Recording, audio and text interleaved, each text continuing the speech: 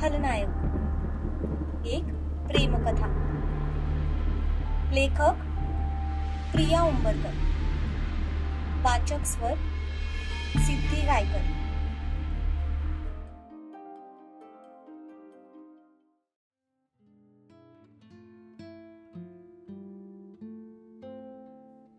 सई आज तिच्या college tour वरून घरी आली होती. जेवण करून ती तिच्या रूम मध्ये आराम करत होती. तितक्यात गिरीश आत आले.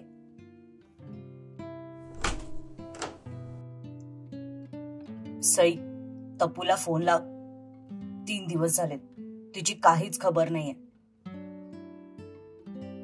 बाबा, 2 दिवसांपूर्वी माझं तिच्याशी बोलणं झालं होतं.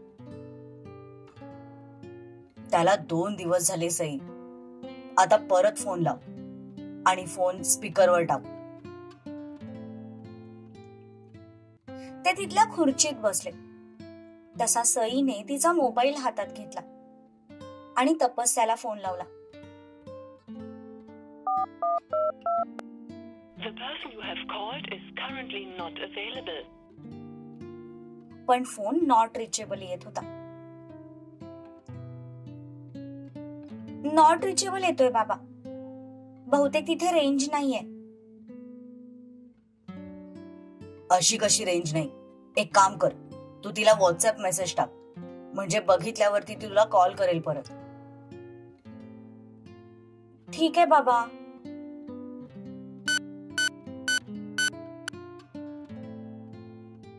सईने तपस्याला व्हॉट्सअप वरती कॉल बॅकचा मेसेज टाकला. बाबा, तुम्ही नका इतकं टेन्शन घेऊ. पावसाचे दिवस आहेत, त्यामुळे नसेल कदाचित रेंज तिच्या फोनला. बघितल्यावर करेल ती कॉल.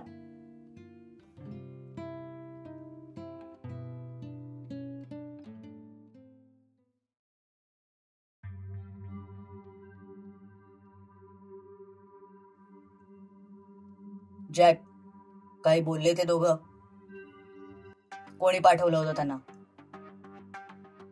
सम्राट नुकताच त्याच्या अड्ड्यावर आला होता, जिथे त्या दोन्ही माणसांना बांधून ठेवलं होतं. नाही बॉस, इतकं मारले, इतकं टॉर्चर केलंय, पण ते काही तोंड उघडायला तयार नाहीत. खूपच धीट आहेत. आता ते तोंड कसं उघडत नाहीत ते बघतोच मी. सम्राटने त्याच्या शर्टच्या स्लीव्स वर फोल्ड केल्या आणि त्या दोघांना जिथे ठेवलं होतं तो तिकडे जायला निघाला. जॅक त्याच्या पाठोपाठ चालत होता.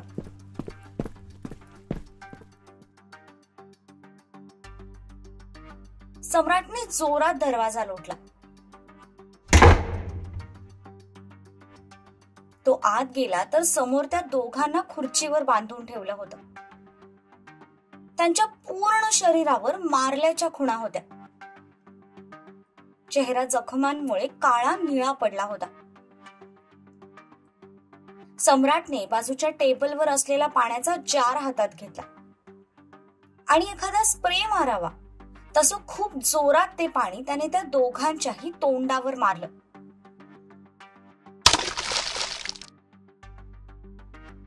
तसे ते खडबडून जागे झाले. डोळे उघडताच त्यांनी समोर सम्राटला पाहिलं, पण तरीही त्यांच्या चेहऱ्यावरची साधी रेष सुद्धा हलली नाही. फर्स्ट अँड लास्ट टाइम विचारतोय, कोणी पाठवलं होतं तुम्हाला? आणि तपस्याला किडनॅप करून नेमकं काय साध्य करायचं होतं? सम्राटने दोन्ही खिशात हात टाकत एकदम ऍटिट्यूड मध्ये विचारलं. सध्या त्याचे ते लाल झालेले डोळेच समोरच्याला गार करण्यासाठी पुरेसे होते. नाही सांगणार. तुला आम्हाला मारायचंय ना, मारून टाक, पण आम्ही काहीच सांगणार नाही.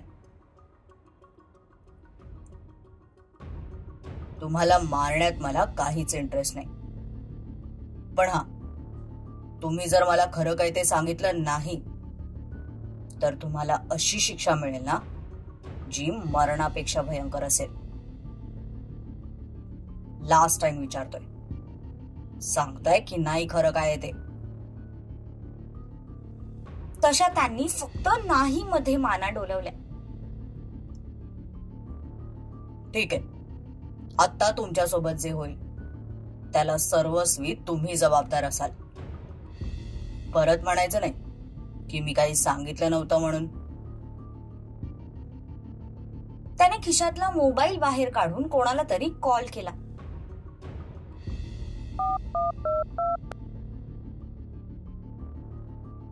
हॅलो, बाहेरची माझी बॅग घेऊन आत ये. त्याने कॉल कट केला. त्या दोघांकडे पाहिलं तर दोघांच्याही चेहऱ्यावर प्रश्नचिन्ह होतं. काही क्षण तो त्या दोघांच्या चेहऱ्याकडे फक्त पाहत राहिला. त्यातल्या एकाने तपस्याच्या कानामागे मारली होती आणि दुसऱ्याने तिच्या पायावर गोळी झाडली होती. हे आठवताच त्याने रागातच हाताची मूठ वळवली. काही वेळातच एक मुलगा हातात बॅग घेऊन तिथे आला.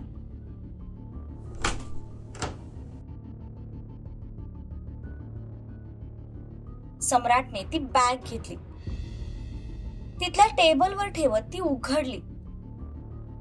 सध्या तरी त्यात काय होतं ते फक्त तो स्वतःच बघू शकत होता. ते दोघे थोडे दूर असल्यामुळे त्यांना बॅगेत काय आहे ते दिसत नव्हतं. पण मनातल्या मनात ते घाबरले होते एवढं मात्र नक्की.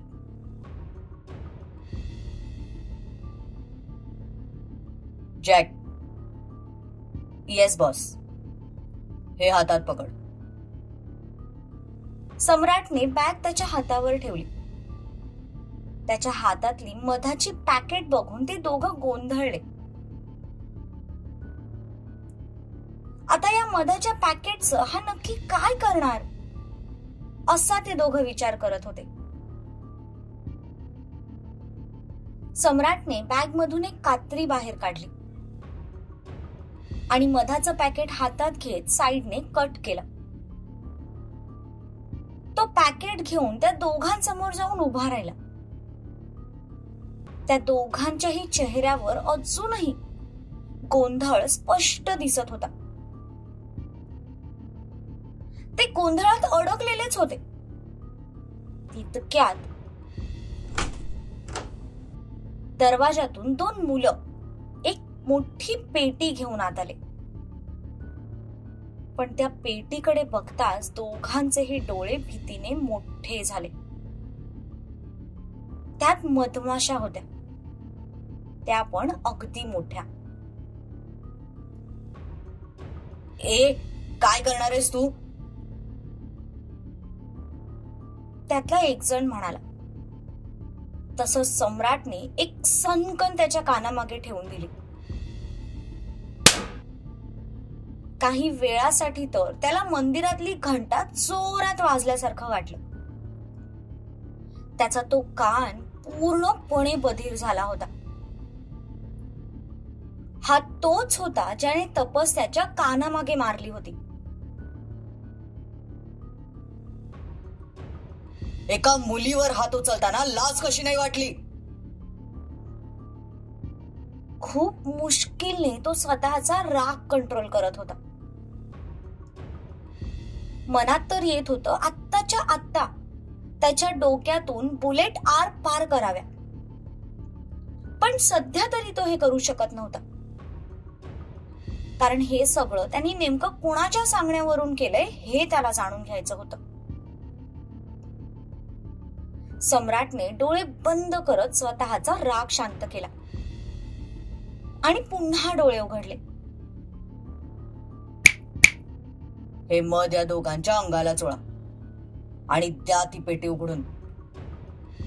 त्याने एक चुटकी वाजवली तसे पाठीमागे उभे असलेले ती दोन मुलं पुढे आली. तसं त्या दोघांचेही चेहरे पाहण्यासारखे झाले. एक वेळ बंदुकीची गोळी परवडली, पण ही शिक्षा खूप भयानक होती. त्यांनी आवंढा गिळत त्या बंद असलेल्या पेटीकडे पाहिलं तर बोटाच्या कांडी एवढ्या लाल भडक मधमाशा आतून इकडे तिकडे घोंगावत होत्या. ते बघून तर त्यांच्या तोंडचं पाणी पळालं. त्यातल्या एका मुलाने ते पॅकेट हातात घेतलं. सम्राटने दोघांवर एक नजर टाकली. तो परत त्या टेबल जवळ गेला. त्यातून त्याने एक सुरा बाहेर काढला. लाईटच्या प्रकाशात त्या सुऱ्याचं पातं अगदी लख्ख चकाकत होतं. आरामात एखाद्याचा गळा सुद्धा कापला जाईल इतका तो सुरा धारदार दिसत होता. त्याने एकदा त्या सुऱ्याकडे पाहिलं आणि मग त्या दोघांकडे पाहिलं. तो त्या दोघांजवळ आला.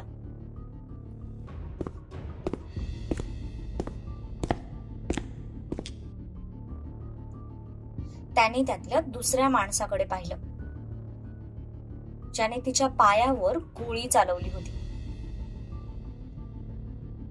तो त्या माणसासमोर थोडासा वाकला तसा त्याने घाबरून आवंढा गिळला. त्या माणसाच्या कपाळावरचा घाम ओघळत त्याच्या गळ्यापर्यंत आला होता. आधीच त्या मधमाशांची भीती मनात बसली होती. त्यात त्याला समोर चाकू हातात घेतलेलं बघून त्या दोघांचेही चांगलेच धाबे दणाणले. मस्त आहे ना? आजच नवीन विकत घेतलाय. एकदा टेस्ट करून बघावं म्हणतोय. एक मिनिट प्लीज, असं करू नकोस. मी सांगतो. खरं तर आम्हाला माहित नाही की हे सगळं कोणी करायला सांगितलंय. आम्हाला एका नंबरवरून फोन आला. त्याने सांगितलं की एका मुलीला उचलून तिचा गेम वाजवायचाय.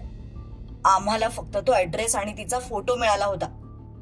त्यावेळेला ती घरात एकटी असते एवढंच सांगितलं होतं. थोडक्यात आम्हाला एका निनावी नंबरवरून तिला मारायची सुपारी मिळाली होती. आम्हाला खरंच माहित नाही ती लोक कोण आहेत. आम्ही फक्त पैशांची मतलब ठेवतो. काम कोणी सांगितलंय, का सांगितलंय त्या फंद्यात पडत नाही. सम्राटच्या हातातला चाकू बघून तो माणूस पोपटासारखा घडाघडा बोलू लागला. पण हे ऐकून सम्राटच्या कपाळावर मात्र अजून आठ्या पसरल्या. त्याला वाटलं होतं की कदाचित तिच्या किडनॅपिंगची प्लॅनिंग असावी. पण इथे चक्क तिला मारायची सुपारी दिली गेली होती. त्यामुळे त्याला तिची अजून काळजी वाटू लागली. पण प्रश्न हा होता की तिला मारायची सुपारी नेमकी दिली तरी कोणी? बरं, त्या गुंडांची माहिती काढल्यावर त्याला हे समजलं होतं की ते काही भुरटे चोर किंवा गुंड नव्हते. अगदी वेल ट्रेन्ड आणि खुंखार लोक होते जे फक्त मोठ्या मोठ्या सुपाऱ्या घ्यायचे. त्यांच्यावर कितीतरी खुनांचे आरोप होते. अशा लोकांना सुपारी देणारा नक्कीच कोणीतरी श्रीमंत असणार, यात काहीच शंका नव्हती. पण कोण? हा प्रश्न पुन्हा अनुत्तरितच होता. सम्राटच्या डोक्यात विचार सुरू होते, पण चेहरा अजूनही निर्विकार होता. तिच्या पायाची ती जखम पुन्हा पुन्हा त्याच्या डोळ्यासमोर येत होती. एका क्षणासाठी त्याने डोळे बंद केले आणि पुन्हा उघडले. त्याने त्या माणसाच्या पायामध्ये तो चाकू खुपसला. त्याचा तो माणूस खूप जोरात ओरडला. त्याच्या ओरडण्याने पूर्ण रूम दणाणली. काही कामांना अर्धवट सोडायची नसतात, नाहीतर त्याचे खूप गंभीर परिणाम आपल्याला भोगावे लागतात. अगदी तसंच जसं तू तुझं काम अर्धवट सोडलंस. ती तर वाचली, पण आता तू नाही वाचणार.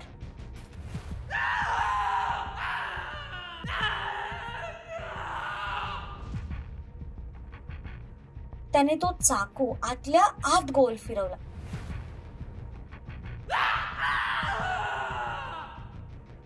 तसा तो माणूस जोर जोरात ओरडू लागला. त्याच्या पायातून रक्ताची धार सुरू झाली. आतल्या आत सगळ्या नसा कापल्या जात होत्या. पण सम्राट शांत चेहऱ्याने त्याच्याकडे बघत होता.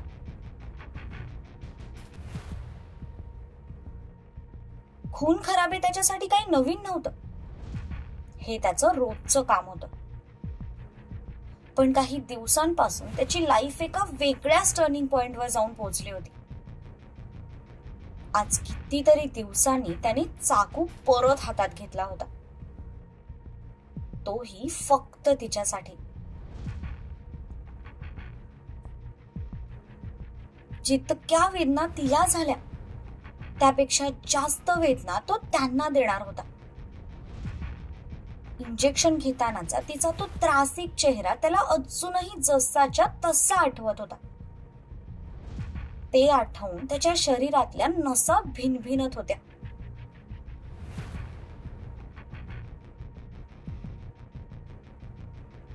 नक्की तुम्हाला त्या माणसाबद्दल काही माहित नाही?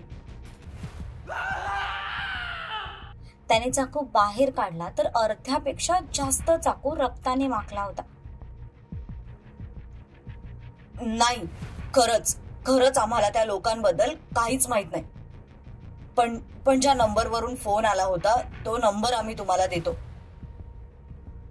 दुसरा माणूस म्हणाला.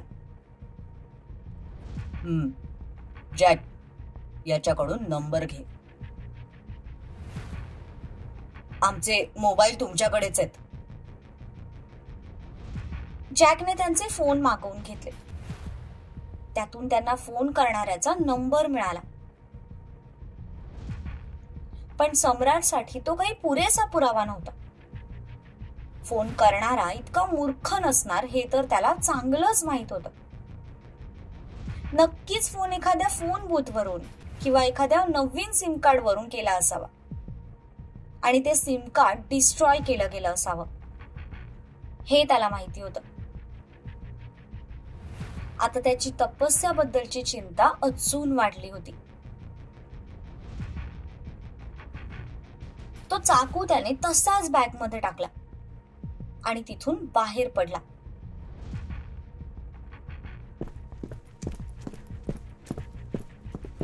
त्यासोबत जॅक पण बाहेर निघून गेला. सम्राटच्या आदेशाचं पालन करत त्या दोघांच्याही अंगाला मध चोळलं गेलं आणि ती पेटी उघडून देत ती दोन्ही माणसं बाहेर निघून गेली. जाताना खिडकी दरवाजे बंद असल्याची खात्री सुद्धा केली गेली. काही वेळातच त्या रूम मधून दोघांचेही जोर जोरात ओरडण्याचे आवाज येऊ लागले.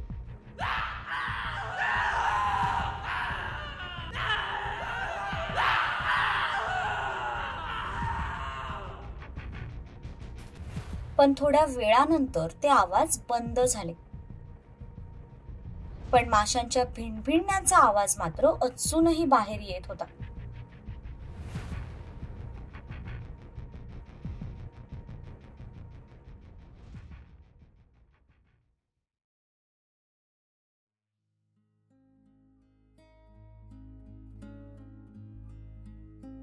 इकडे तपस्याचं नुकतंच जेवण झालं होतं.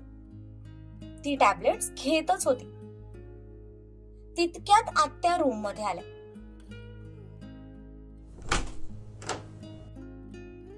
त्यांना बघताच ती टॅबलेट घ्यायची थांबली. कसं वाटतंय आता? बरं वाटतंय ना? हो, आता बरं वाटतंय. वाटणारच, हेच तर पाहिजे होतं ना तुला. सम्राटने लग्नाला नकार द्यावा जो त्याने दिला, तेही फक्त तुझ्यामुळे. आता तर तुला बरं वाटणारच. तशी ती शॉक झाली. सम्राटने लग्नाला नकार दिलाय हे तिला माहीतच नव्हतं. तो सकाळी जे गेलाय त्यानंतर परत आलाच नव्हता. सॉरी, पण यात मी काय केलं? काय केलं? हे बघ पोरी, तू जगाला मूर्ख बनवत असशील, पण मला नाही. तुझ्यापेक्षा जास्त उन्हाळे पावसाळे पाहिलेत मी. हे केस काय उन्हाने पांढरे झाले नाहीत. हे बघा, तुम्हाला जे काही बोलायचं असेल ते प्लीज स्पष्ट बोलता का? ठीक आहे, मग सांग, काय पाहिजे तुला नक्की? सम्राट, त्याचा पैसा की अजून काही? सॉरी? हे बघ, हा भोळेपणाचा आवना माझ्या समोर आणायचा नाही. मुद्दाम तू त्याचं लग्न मोडलंस ना, जेणेकरून तुला त्याच्याशी लग्न करता यावं. आत्या म्हणाल्या. आणि आत्ता तर ती पहिल्यापेक्षा जास्त शॉक झाली, कारण सम्राटशी लग्न हा विचार सुद्धा अजून तिच्या मनाला शिवला नव्हता.